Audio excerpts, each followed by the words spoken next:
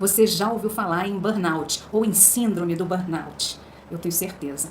Essa é uma entre as diversas expressões que circulam aqui na internet, nas redes sociais, muitas vezes descrevendo quadros clínicos, transtornos, enfim, uma profusão de diagnósticos que são ditos, comentados, muitas vezes de forma muito irresponsável. E eu resolvi vir aqui comentar porque eu vi um trechinho de uma entrevista que o professor Christian Dunker, professor da USP, escritor, psicanalista, deu a Tati Bernardi, que é uma escritora, apresentadora, bem legal, bem bacana, e ele fala sobre a síndrome de burnout. E achei legal ele destacar, né, que essa condição, essa situação, ela não acontece só com as pessoas que têm excesso de trabalho, que vivem, né, num percurso de excesso de trabalho, mas que pessoas que trabalham pouco também podem ter burnout. Você sabe por quê? Antes de responder essa pergunta, que não é uma pergunta fácil, simples de responder, não tem resposta pronta, eu quis recuperar a origem desse termo para a gente poder entender como é que a história vai arranjando determinadas formas da gente descrever os nossos modos de sofrimento. Como termo, ele surge em 1974, a partir da observação que um psicólogo chamado Herbert Freudenberg, que nasceu na Alemanha, foi para os Estados Unidos fugido dos nazistas, quando o nazismo ascendeu na Alemanha, ele estava observando profissionais de saúde, especialmente de clínicas comunitárias. E aí ele começou a perceber que um grupo expressivo desses profissionais de saúde, eles exibiam um estado de exaustão profunda, uma exaustão que levava à perda de motivação, que levava a muita irritabilidade, enfim, ele observou uma espécie de colapso psíquico em alguns desses grupos que ele estava observando. Ele resolveu usar essa metáfora do burnout, que em inglês significa queimar-se, um estado que vai consumindo a pessoa por dentro. E aí, quando chega na década de 80, uma psicóloga social chamada Cristina Malas, que é professora emérita da Universidade de Berkeley hoje, ela cria um instrumento de avaliação dessa condição de burnout.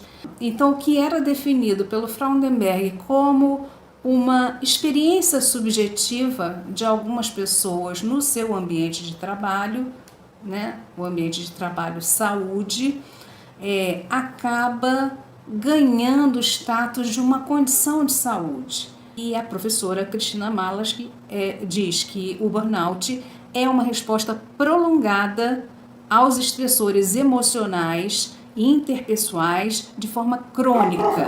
Ela cria 3 eixos de classificação, né, dessa avaliação. Ela avalia o grau de exaustão emocional da pessoa, ela avalia também o que ela chama de despersonalização, que não tem nada a ver com despersonalização para a psiquiatria, é outra história, e também o grau de baixa realização profissional. Então, o burnout, que era uma experiência subjetiva, né, de alguns voluntários, enfim, profissionais de saúde, acaba virando uma condição mensurável, comparável e, infelizmente, progressivamente despolitizada. O burnout passa a ser uma resposta individual de cada pessoa ao estresse, algo que parece até orgânico.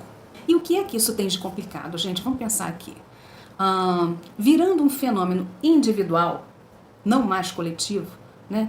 Virando uma resposta que vem marcada pela palavra síndrome, que parece até que a pessoa já nasceu com essa tendência. O ponto de vista de que o burnout aparece e se intensifica justamente na hora que o neoliberalismo ganha fôlego e o capitalismo vira um capitalismo selvagem, né, incitando todo mundo ao consumismo, isso desaparece. A gente vive numa sociedade neoliberal que convoca todo mundo a ser autônomo, que convoca todo mundo a produzir pra caramba, demais, sem parar, né, que convoca todo mundo a ser apaixonado pelo que faz, em ambientes que são extremamente hostis, sem nenhuma segurança trabalhista, em ambientes que são onde acontece muito assédio, que são muito assediadores, né? Ou, por outro lado, em ambientes de trabalho, né, para as pessoas que estão nessa onda do empreendedorismo de si, né, ou da uberização, ambientes que não garantem nenhuma segurança do que é que a pessoa vai ganhar por mês para sobreviver, isso tudo se esvazia. E o que é que a psicanálise tem a ver com isso? É que não se trata de trabalhar demais ou trabalhar de menos, mas de trabalhar sob um regime que separa o sujeito, separa a pessoa do seu desejo. E que exige um desempenho contínuo, que nem sempre faz sentido para a pessoa, que toma toda a sua vitalidade e tempo e que acaba transformando o corpo da pessoa no seu último lugar de resistência. E quando eu falo lugar de resistência, estou falando lugar que mostra que as coisas não vão bem, né? Que há mal-estar. O filósofo coreano Byung-Chul Han, ele diz assim: o apelo à motivação, o apelo à iniciativa, o apelo ao projeto pessoal, ele é muito mais eficiente do que o chicote e as ordens que eram dadas, né, no passado. Então, a gente acaba sofisticando os instrumentos de dominação laboral. Mas isso não significa que o burnout seja uma nova doença ou uma nova estrutura clínica. A gente pode dizer que a expressão síndrome de burnout é um jeito novo de descrever uma determinada forma de adoecer psiquicamente, uma nova forma de sofrer. É que esse mundo neoliberal, gente, cansa muito a nossa alma. É isso.